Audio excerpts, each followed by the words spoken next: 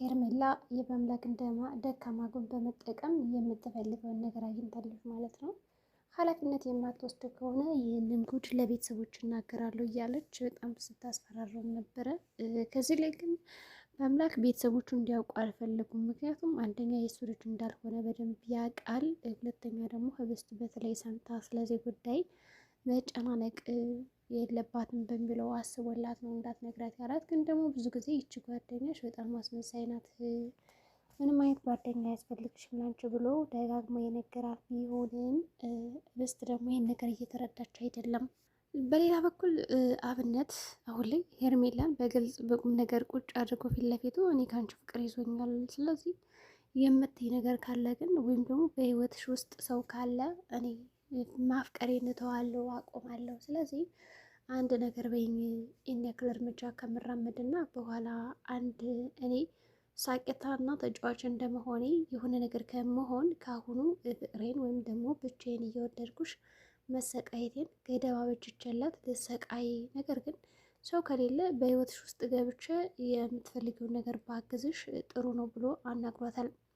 ሄርሜላ ግን ምንድን ያለችው የምትነግረኝ ነገር አለ ወይ ሲላት፣ እኔ ምንም ነገር የምነግር ነገር የለም፣ ስሜቴን እቆጣጠራለሁ የምትል ከልብ አላፈቀርከኝም ማለት ነው። እንደገና ደግሞ እኔን አስፈቅደ ከሆነ መውደዴን አቁማለሁ የምትለው ስትጀምረውን ፍቅሩን እኔን ጠይቃ አይደለም ያፈቀርከኝ፣ ስለዚህ አቁም ልልህ አልችልም፣ መውደድን ቀጥልበት እና ደግሞ ታስፈልገኛለህ ብለዋለች። ሄርሜላ ይችን ብቻ ነው የተናገረችው።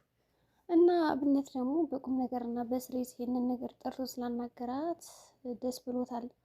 ምክንያቱም ፍቅሩን የተቀበለችው እንዲሁም ደግሞ ወደ ቤት እንደምትወደው አድርጎ ነው የሚስላት። የሄርሜላ ሀሳብ ግን ይህ አልነበረም። የሄርሜላ የራሱ ዓላማና ሀሳብ አላት። አብነት በይሳካላት እንኳን ያንን ሞኝ ጓደኛውን እንደፈለግኩ መጠቀሚያ አደርገዋለሁ። ምንም እንኳን አሁን አብነትን በውሸት አስሬ የኔ ላደርገው ብሞክርም እብነት ደግሞ የእውነት ስለሚወደኝ ምናልባት ይህንን ነገር ካወቀ በጓደኝነታቸው መካከል ጥላቻን እፈጥራለሁ ብላ ነው የጀመረችው። እንዲሁም ደግሞ አብነትና በአምላክን ለማጣላት የፈጠረችውም ዘዴ ይሆናል። በአንድ በኩል ካየ ነው አብነት አሁን በጣም የሚወደው ጓደኛ ሄርሜላ እያስገደደችው እንደሆነ ካወቀ ማንን ነው የሚያምነው ቀድሞ? ይችን የወደዳት ልጅ ያምናል ወይስ ደግሞ ለብዙ ዓመታት አብሮ የነበሩትን ጓደኛሞች ያምነዋል? ስለዚህ አሁን እብነት ከሄርሜላና ከአብነት ምረጥ ቢባል ማንኛቸውን ሊመርጥ ይችላል ነው ዋነኛው ጥያቄ። ምክንያቱም ሄርሜላ አሁን ፍቅርን የመጣችው ግን ደግሞ ይህን ሁሉ ጉድ ንጡ ሰው መስላ ቀርባ እየተጠቀመችበት ትገኛለች። ሌላ በኩል ደግሞ ከልጅነት እስከ እውቀት አብሮ ያደጉ ሁለት ጓደኛሞች ናቸው። እነዚህ ጓደኛሞች ይጣላሉ። እብነትን ያምነዋል። በእርግጥም ከሚገባው በላይ አውቀዋለሁ ብሎ ነው የሚያስበው በአምላክን። ግን አሁን የምጠበት በጣም በሚወዳት ልጅ ነው። በሌላ በኩል አሁን አቶ አለምና ይፍቱ በጣም ደስ ብሏቸዋል። የሚፈልጉትን አላማ እንዲሁም ደግሞ ገንዘብ አሳክተዋል። በዛ ገንዘባቸው መካከል ታዲያ አንድ ነገር ማድረግ አለብን፣ ድርጅቱን በራሴ ስም ገዝቼዋለሁ፣ አሳክቼዋለሁ በማለት አቶ አለም ለሚስቱ ይነግራታል። ሚስቱም የእኔ ጀግና ባል እያለች አሞግሳ እንዲሁም ደግሞ ባልና ሚስት አይተማመኑም ማለት ይቻላል። ከዚህ ጋር አሁን አቶ አለም ምንድነው ሲል የነበረው እኔ በጣም ጀግና ሰው ነኝ ብሎ ያምናል ሰው። ሚስት ደግሞ ከዚህ ጋር ድሮስ እኔ የነካሁት ነገር ላይባረክ ነው ወይ ገቢ ላያመጣ ነው ወይ? እኔ እኮ እጄን ጣል የማያደርግበት ነገር እያንዳንዱ ይሳካል ትለዋለች። ይህ ማለት ይህን ድርጅት አሁን ልትወስደው የቻልከው በእኔ እርዳታ ነው እንጂ ብቻን አይደለም እያለችው ነው እንግዲህ ሲተረጉም። ብቻን አልደረስክም ከዚህ ሁሉ ደረጃ፣ የኔም እጅ አለበት፣ የኔም ተጽዕኖ፣ የኔም ስራ አለበት። ስለዚህ ማመስገን ያለብህ እኔ ነው እትለዋለች ማለት ነው። ታዲያ በዚህ መካከል ባልና ሚስት አንቺ ደግሞ በቃ ሁልጊዜ የአንቺ እጅ አለበት ወይም ደግሞ ጀግና ነሽ ብዬ ካላደነኩሽ ሻቲም ግግምት ያለሽ ይላታል። ለማንኛውም እሺ በቃ ጎበዝ ነሽ ይልና እንዳዲስ ደግሞ ሚስቱን ማድነቅ ይፈልጋል። ስለዚህ ድርጅቱን አስገብቻለሁ ካላትም በኋላ በቃ ና ወደ ቤት ተመለስ ትለዋለች። እሱም በደስታ ነው የተመለሰው። በዚህ መካከል ታዲያ ህብስት ድርጅቱን በእጃቸው እንዳስገቡና በጣም የሚፈልገውን ገንዘብ አድርገው እንደነበረና ደስ ብሏቸው ደሱን ለማክበር እየተዘጋጁም ነው የነበረ እና በግልጥ ደግሞ ድርጅቱን ወሰዳችሁት እንዴ ብላም ጠይቃቸውም ነበረ። ታዲያ እንደዛ ብላ ከጠይቅቻት በኋላ እቺ ሽምድምድ እያለ በጣም ስትወርድባት እና ስትሰድባት ነበረ። ያው ታፈሱ እናት ወደ ሳሎን ያመጣቻት ስልኩን ወዲያውኑ ነው የዘጋችው። ምክንያቱም እንድታውቅ ስላልፈለገችባት። ግን ደግሞ መጨረሻቸው ምን ሊሆን ይችላል እና በአምላክና አብነትም ድርጅቱ በአቶ አለም እጅ ስር ስለገባ እንዲሁም ደግሞ ሁሉ ነገር ቀስ በቀስ ወደ እጁ ስለሚያስገባቸው ነገሮችን ወስዷቸው ምን አድርገን እንመልሰው እያሉ ነው። ሰው ከዚህ ጋር አሁን ምንም ይሁን ምንም አቶ አለም ድርጅቱን እንዲወስድ አልፈቅድለትም እያሉ አብነትና በአምላክ ሲጎርሩ ነበረ። ግን አቶ አለም ደግሞ ባልተገመተው ባልጠበቅነው ቦታ ሂዶ ያንን እንትን ገዝቶታል። ገዝቶ በራሱ ስም አዙሮታል። አሁን ድርጅቱ የሱ ነው። ስለዚህ ህብስትን በፈለጋት ሰዓት አውጥቶ የመወርወር እድሉ ከዛ ቤት ከፍተኛ ነው ማለት ነው። ሰው በአምላክንም አሁን በአምላክ አንድ እርምጃ መራመድ ነበረበት። ቢያንስ ምንድን ነው ህብስትን አግብቶ ከዛ በኋላ ህብስት ሚስቴ ናት ከአሁን በኋላ ማንም ሰው እንዲናገራት አልፈልግም ብሎ ሊያድናት ይችል ነበረ። አንደኛ እህቱ ናት እዛ ቤት ያለችው፣ ሁለተኛ ያው የእህቱ ባል ነው።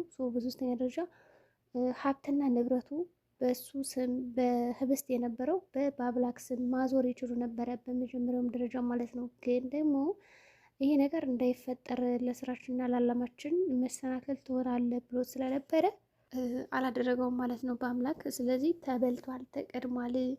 ያ ሁሉ ሀሳብ ያ ሁሉ ህልም ገደል ገብቷል ማለት ይቻላል። ይህ በአምላክ ግን ደግሞ አሁን በማያስበው ሁኔታ ጥልፍ ይጥለዋለሁ እያለ ነው። ሰው አዲሱ የመጥለፊያ ዘዴ ወይም ደግሞ የአጠላለፍ ዘዴ ምን ሊሆን ይችላል የሚለው ደግሞ ሌላ አንድ አላማ ነው። በእርግጥም ጠልፎ ሊጥለው የሚችለው ነገር ፖሊሶችን በማስገባት ሊሆን ይችላል። ምናልባትም በአምላክ ሄዶ አቶ አለምና እህቱ የሚሰሩትን ግፍ በልጅቷ ላይ እንዲሁም ደግሞ በድርጅቱ ላይ ከዚህ በፊትም ሲሰሯቸው የነበሩ እያንዳንዱ ወንጀሎችን በማጋለጥ ለፖሊስ አመልክቶ ከሰጠ በቀላሉ ወጥመድ ውስጥ ሊገባ ይችላል። ግን ደግሞ ብቻውን የሚያሸንፈው ነገር አይደለም ማለት ነው። ከዚህ ጋር አብነትም ቢሆን ያን ያክል ያው የአቶ አለም ታዛዥ ስለሆነ ብቻውን የሚያደርገው ነገር አይደለም።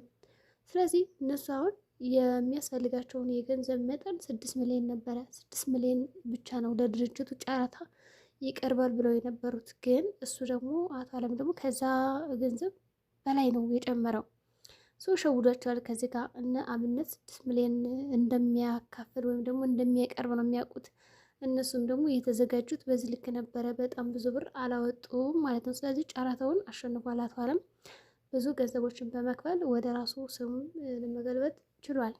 አጅሪት ደግሞ ሄርሜላ የሚገርማችሁ ነገር ያቺ ይፍቱ ህብስትን በጣም ስትደበድባት መሬት ላይ እየቀጠቀጠቻት እየረገጠቻት አይታ ከዛ በሩን ክፍት አድርጋ ስገባ ግን ምንም አላለች። የሚገርማችሁ ምንም በቃ ምንም ዳንት አልሰጣትም እና ይቅርታ ብላ ልትወጣ ነበረ። የሚገርመው ነገር ከዛ ህብስትም ራሱ በጣም ገርማት ነይማ እባክሽ አግዥኝ አንሺኝ ምናምን እያለቻት ነበረ። ሰው እንደምንም አድርጋ አነሳቻት እና ከዛ ጠየቀቻት። ቆይ ግን ይቅርታ ብለሽ ልትወጪ ነበረ ብላትም ነበረ። ግን እኔ ነገሮች ከሚባባሱ ብዬ ነው ብላ ያው መላ እና ምክንያት የማያልቅባት ሄርሜላ ምክንያት ሰጣ ልትወጣ ስትል በአምላክ ይመጣል ማለት ነው።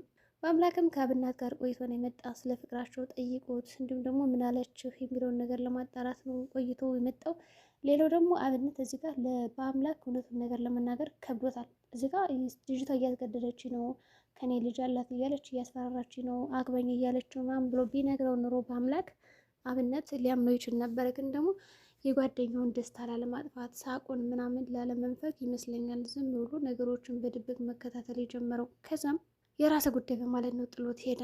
እንግዲህ ታፈሱና ህብስት ደግሞ ቀረቤታቸው ከቀን ወደ ቀን እየጨመረና በጣም ደስ የሚል ሁኔታ ላይ መጥተዋል። እየተጠጋጉና እየተከባበሩ ነው ያሉት። እንደውም ለመጀመሪያ ጊዜ ህብስቴ ብላ ነው የጠራቻት እና በዚህ ጥሬት ደግሞ የምጠራት እናቷ ስለነበረች በጣም ባየተናነቃን ነበረ።